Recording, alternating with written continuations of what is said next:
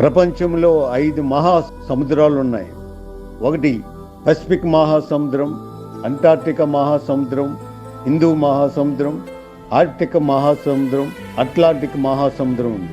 నేను న్యూజిలాండ్లో వచ్చినప్పుడు నార్త్ ఐలాండ్లో కేపరింగా అనే ప్రాంతానికి ఆక్లాండ్ నుంచి 430 కిలోమీటర్లు ప్రయాణం చేసి అక్కడ కేపరింగా దగ్గర తస్మన్ సీ, పసిఫిక్ ఓషన్, ఈ 2 మహాసముద్రాలు కలిసిన ప్రాంతం.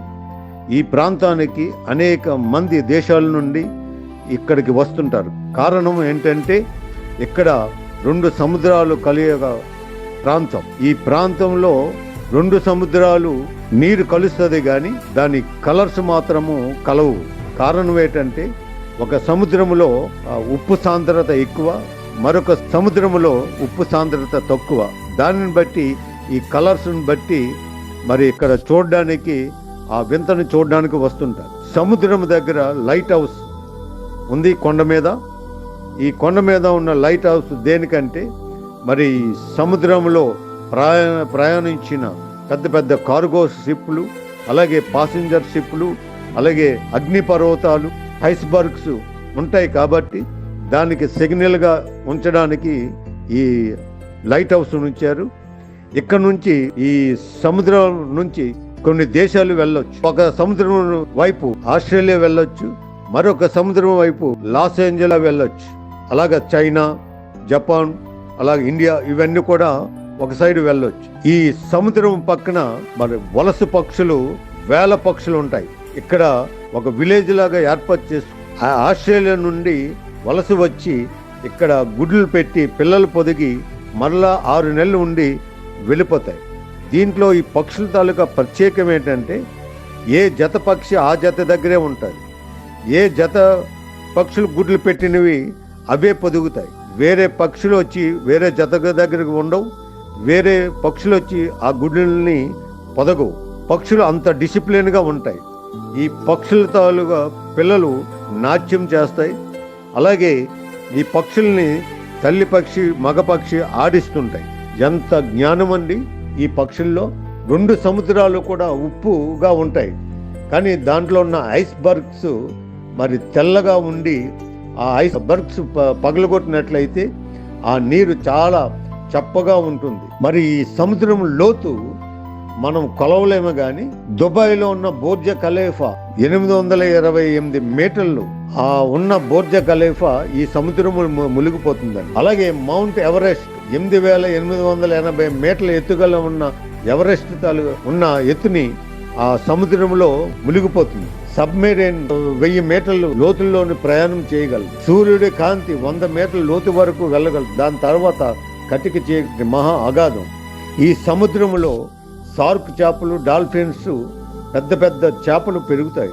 ఈ సముద్రంలో విలువైన దొరికే వస్తువులు బంగారం, పెట్రోలు, వజ్రాలు, అనేకమైన విలువైన వస్తువులు ఇక్కడ లోపల దొరుకుతాయి. న్యూజిలాండ్లోనే 450 అగ్నిపర్వతాలు ఉన్నాయని సైంటిస్టులు అంచనా.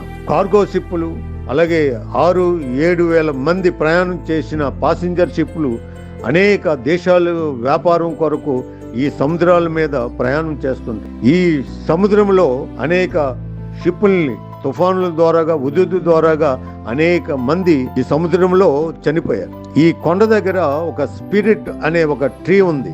ఎందుకంటే ఈ సముద్రంలో అనేక మంది చనిపోయిన ఆత్మలు ఆ ట్రీలో ఉంటాయని ఇక్కడున్న న్యూజిలాండ్ వారు నమ్మకం.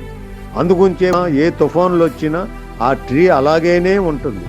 ఆక్లాండ్లో రకరకాలైన బీచెస్ ఉన్నాయి. బ్లాక్ శాండ్ బీచ్ అంటే నల్ల ఇసుక బీచ్లో. ఆ ఇసుకలో బంగారం లాగా మెరుస్తూనే ఉంటుంది. మరొక బీచ్లో వైట్ శాండ్ అంటే చాలా మైదా పిండంత తెల్లగా మెత్తగా ఉంటుందండి. అలాంటి బీచ్. మన బీచ్లో అయితే ఆర్కే బీచ్ కానీ, రుషికొండ బీచ్ కానీ, భీమిలీ బీచ్ కానీ, ఇవన్నీ ఇసుకంతా కూడా ఒకే కలర్లో ఉంటాయి. కానీ ఇక్కడ ఉన్న బీచ్ కన్నా అత్యధికమైన అందముగా, మంచి కలర్ఫుల్గా అక్కడ ఉంటాయి.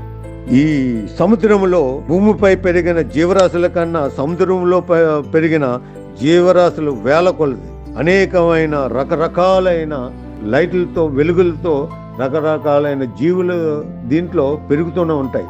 మనకు తెలిసినవి కొన్ని మాత్రమే. ఈ సముద్రము దగ్గర 2 పర్వతాలు ఉంటాయి. దాని వెనకాతల డ్యూన్ అండ్ శాండ్ ఎడారి ఉంది. ఈ ఎడారిలో అంత ఇసుక పైనుంచి కొండల్లాగా పర్వతాల్లాగా ఉంటాయి. ఇక్కడికి వచ్చి అడ్వెంచర్స్ స్పోర్ట్స్ ఆడుతూనే ఉంటారు. కాబట్టి దేవుని బిడ్డలారా, సముద్రములో ఈ మహా అగాధములో మునిగిపోయిన ఏ వస్తువైనా మనం తీయలేం, కానీ దేవుడు మాత్రము తీయగలడు. ఆయనకి అసాధ్యమైన ఏమైనా ఉన్నదా? అగాధ జలముల నుండి నా ప్రాణాన్ని తప్పించి ఉన్నామంటాడు. మునిగిపోయిన పేతుడిని యేసుక్రీస్తు లేవనెత్తాడు.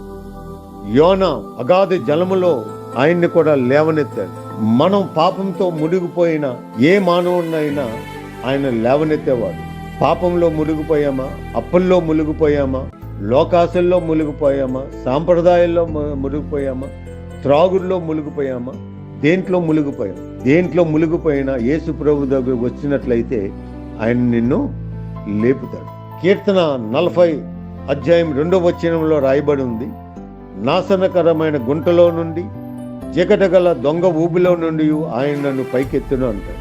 మన బంధువులు లేపకపోవచ్చు, మన స్నేహితులు లేకపోవచ్చు, అన్నదమ్ములు లేపలేకపోవచ్చు, కానీ మనకు లేపేవాడు యేసుక్రీస్తు ఒకటే మాత్రం. హిందీలో ఒక మాట మనకు జ్ఞాపకం చేస్తాను, మిల్తే హే జుల్తే హే లోగ్ జబ్ తక్ 4 పైసా హై, గరీబ్ మే కోయి నహీ పుచ్తా హజరత్ హమ్ కైసా హై.